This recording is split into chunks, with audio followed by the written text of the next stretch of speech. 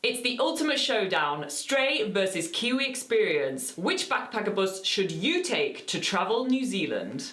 Plus, we're giving you 3 tips to get an awesome deal when buying your pass. All of that coming up in this video.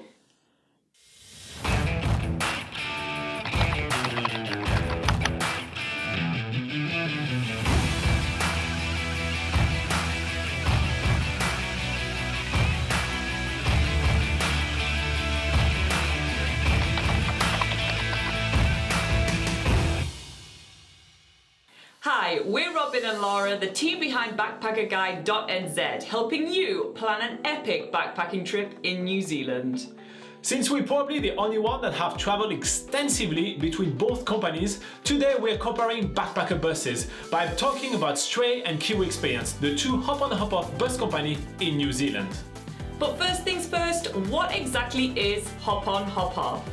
Hop-on hop-off is like a bus tour but more flexible. Unlike coach buses, hop-on hop-off take you on a guided tour along a specific route with an emphasis on social experiences and activities around New Zealand. Let's take a concrete example. Since every bus company in New Zealand does the same route between Auckland to Paihia, we'll walk through what exactly happens on that specific trip. When taking a hop-on hop-off bus between Auckland and Paihia, you'll probably be picked up around 8:30 from your accommodation. Then you'll hop on a bus for about a 2-hour journey to Whangarei. There, you'll have about 30 minutes to stretch your legs and explore the beautiful Whangarei Falls. Also, you'll be able to use the bathroom. Then, you'll get back on a bus for the next leg of the journey. That will bring you up to a kauri forest. There, you'll have another 30 minutes to stretch your legs and probably hug a massive kauri tree. Then you're back on a bus for the last leg of the journey. You'll arrive in Paihia around midday, which gives you plenty of time to choose what will be your paid activity tomorrow. You can choose between skydiving, swimming with dolphins, and taking a bus tour all the way to the top of New Zealand. You'll be able to purchase all those activities directly from your bus driver. On the other hand, if you were to take a coach bus, which in New Zealand is either intercity or mana bus, this would just be a straight trip between Auckland and Paihia with a few quick pit stops along the way. Your bus driver will offer you commentary and it will only take you about 4 hours to get up to Paihia. You'll get commentaries as well during your hop-on hop-off tour, but the bus driver will also take the time to tell you more about the activities you can purchase from him in your next destination. And this is one of the main differences between hop-on hop-off and classic bus tours like Kontiki or G Adventures. Activities are not included, aside from a few hikes and a couple of very cheap ones. The other major difference between standard bus tours and hop-on hop-off bus tours is that with hop-on hop-off you get the opportunity to hop off the bus anywhere along the route, and we'll talk about this anywhere later. But should you want to spend some time exploring a particular area, you get the opportunity to do that with a hop-on hop-off bus as opposed to a standard bus tour where they have set itineraries and set travel times. With that out of the way, let's see how Kiwi Experience and Stray stack up against each other. Round 1, itinerary. One way to compare the hop-on hop-off bus companies is by simply looking at where the buses go. Are these the type of destinations that you want to visit in New Zealand? Are these New Zealand destinations on your bucket list? Essentially, both companies follow the same route around New Zealand, with a notable exception of the east coast of the North Island that Stray includes in their most expensive passes, but Kiwi Experience doesn't.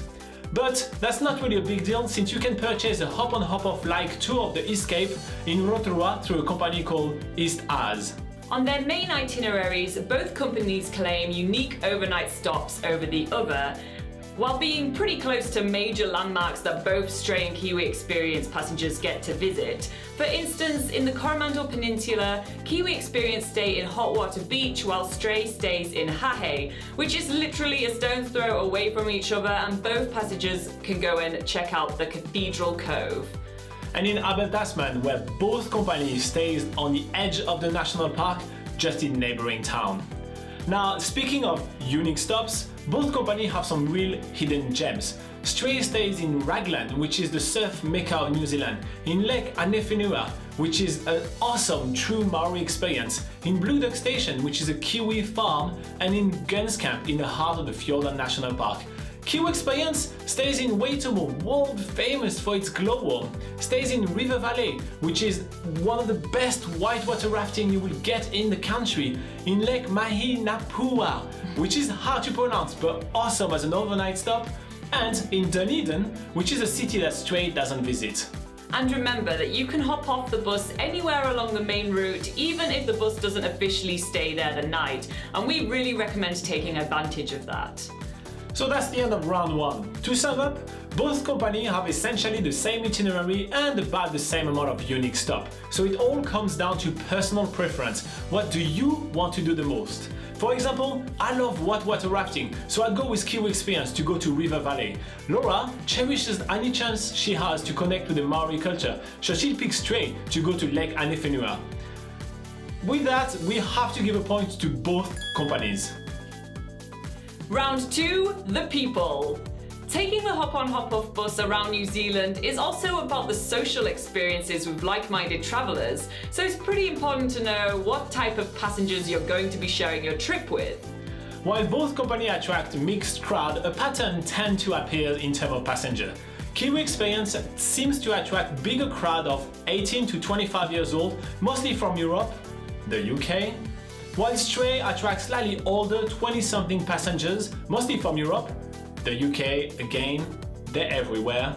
Stray passenger seems to be more into hiking and kind of natural or cultural experiences, while Kiwi Experience passengers are really keen on jumping on activities and long nights over the bonfire.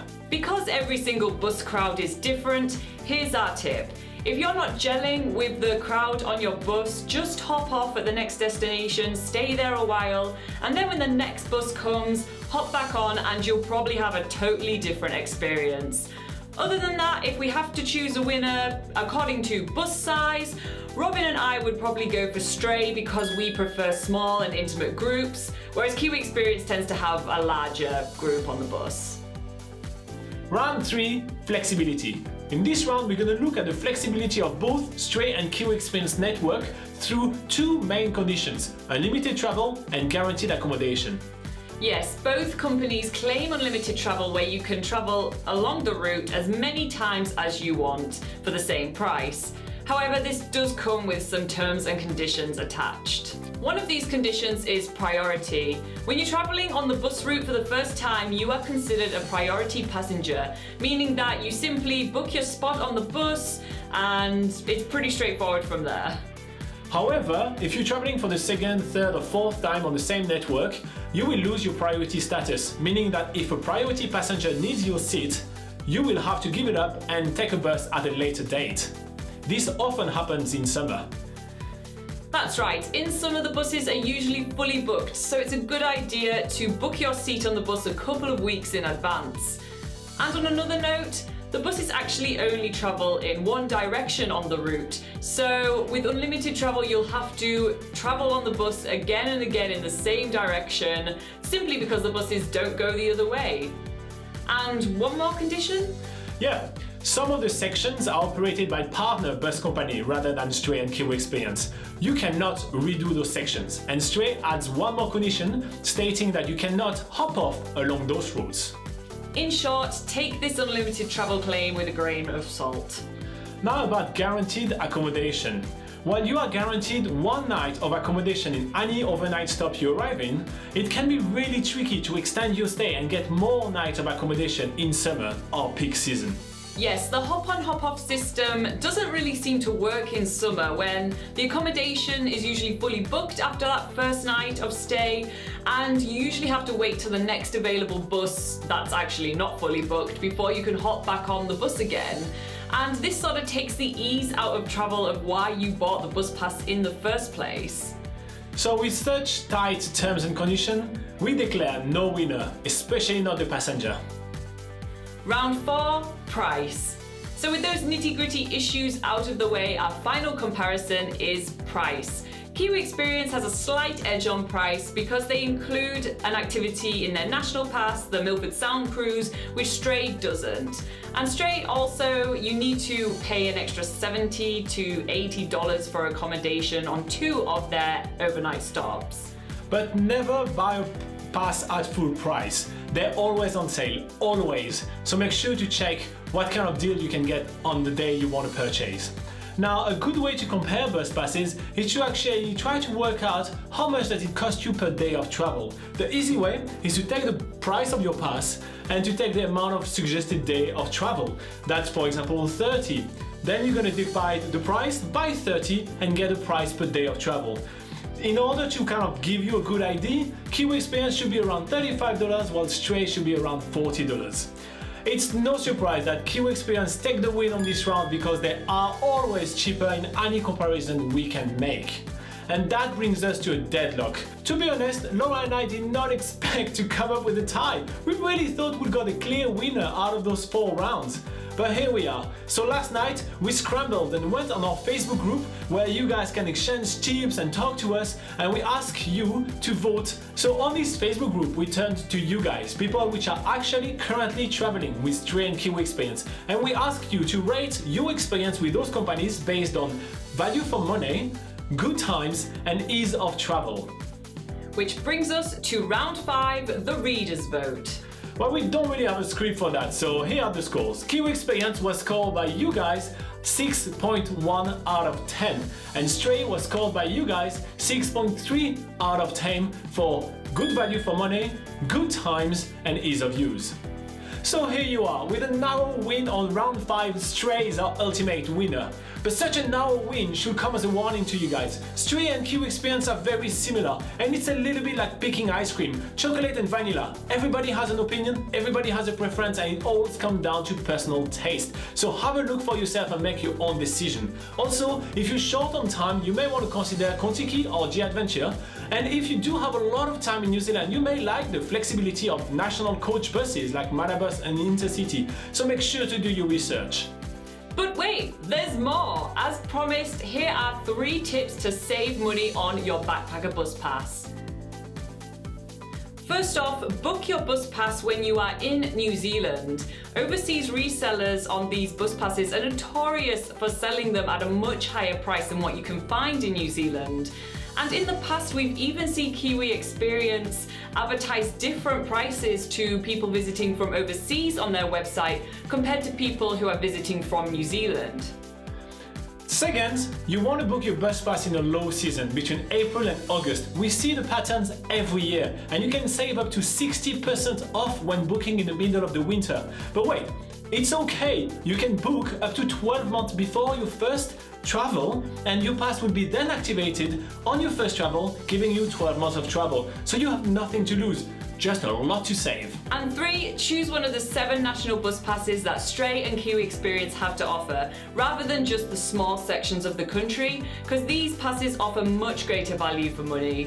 And if you do want to venture off the main hop-on hop-off route, just get yourself a quick trip on Intercity or Manabus from A to B. And there is more where that comes from. In BackpackerGuide.NZ we have heaps of articles about hop-on hop-off bus, how to budget, and even some more ways to save money when you book. So make sure to check it out. It's www.BackpackerGuide.NZ. So what do you think of the hop-on hop-off buses in New Zealand? Did you try them? Did you like them? Comment below and share your experiences with everyone. And if you do have any other subject that you would like us to cover with a BS-free video like this one, comment below. Let us know. We'd love to connect with you guys. We really hope that this video was super helpful to you, and this will make your trip in New Zealand even easier. We have heaps of videos like this on our channel, so subscribe below and check out New Zealand's biggest gap year, when we challenge ourselves to tackle 365 activities in only 365 days. It's absolutely epic, and it will help you make the best bucket list ever for your trip down under.